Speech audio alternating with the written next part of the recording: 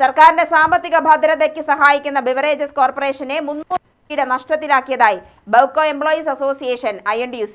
കഴുത്തറപ്പൻ നികുതികൾക്ക് പുറമെ ഗാലനേജ് ഉൾപ്പെടെയുള്ള അമിത നികുതി ഭാരം ചുമത്തിയാണ് സംസ്ഥാന സർക്കാർ കോർപ്പറേഷനെ നഷ്ടത്തിലേക്ക് തള്ളിവിടുന്നതെന്ന് തൊഴിലാളികൾ.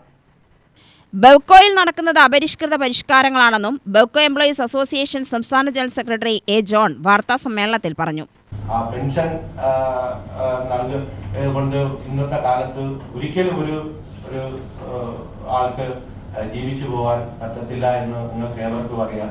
അതുകൊണ്ട് ഈ സ്ഥാപനം ഒരു പെൻഷൻ സ്കീം കൂടി പ്രഖ്യാപിക്കണമെന്ന് നിങ്ങളോട് ഞങ്ങൾ ഗവൺമെന്റിനോടും മാനേജ്മെന്റിനോടും അഭ്യർത്ഥിക്കുന്നു. 11ാം ശമ്പള പരിഷ്കരണം, ക്ഷാമബത്ത കുടിശ്ശിക വിതരണം, ജീവനക്കാരുടെ ആനുകൂല്യങ്ങൾ വെട്ടിക്കുറയ്ക്കുക തുടങ്ങിയ തൊഴിലാളി വിരുദ്ധ നടപടികളാണ് സംസ്ഥാന സർക്കാർ സ്വീകരിക്കുന്നത്. മാനേജ്മെന്റും തൊഴിലാളികളെ ദ്രോഹിക്കുന്ന നിലപാടുകളുമായാണ് മുന്നോട്ടു പോകുന്നത്. കൂടുതൽ ഷോപ്പുകളും വെയർഹൌസും ആരംഭിക്കാൻ അനുമതി നൽകിയ സർക്കാർ ആവശ്യമായ ജീവനക്കാരെ നിയമിക്കാൻ അനുമതി നൽകുന്നില്ല. അധിക ജോലിക്ക് ലഭിച്ചുകൊണ്ടിരുന്ന വേതനം വെട്ടിക്കുറയ്ക്കുകയാണ്.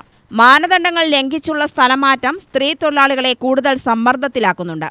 ജീവനക്കാരുടെ അവകാശങ്ങൾ കവർന്നെടുക്കുന്ന സർക്കാരിനെതിരെയുള്ള പ്രക്ഷോഭ പരിപാടികൾക്ക് 2 ദിവസങ്ങളിലായി പാലക്കാട് നടക്കുന്ന സംസ്ഥാന സമ്മേളനം രൂപം നൽകുമെന്നും ഭാരവാഹികൾ അറിയിച്ചു. പാലക്കാട് മുനിസിപ്പൽ ടൗൺ ഹാളിൽ മാർച്ച് 1 നടക്കുന്ന സമ്മേളനം രമേശ് ചെന്നിത്തല ഉദ്ഘാടനം ചെയ്യും. സംസ്ഥാന പ്രസിഡന്റ് TU രാധാകൃഷ്ണൻ അധ്യക്ഷനായിരിക്കും.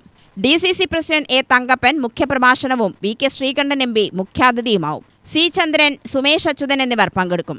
വൈകിട്ട് സമാപന സമ്മേളനം INTUC സംസ്ഥാന പ്രസിഡന്റ് R. ചന്ദ്രശേഖർ ഉദ്ഘാടനം ചെയ്യും.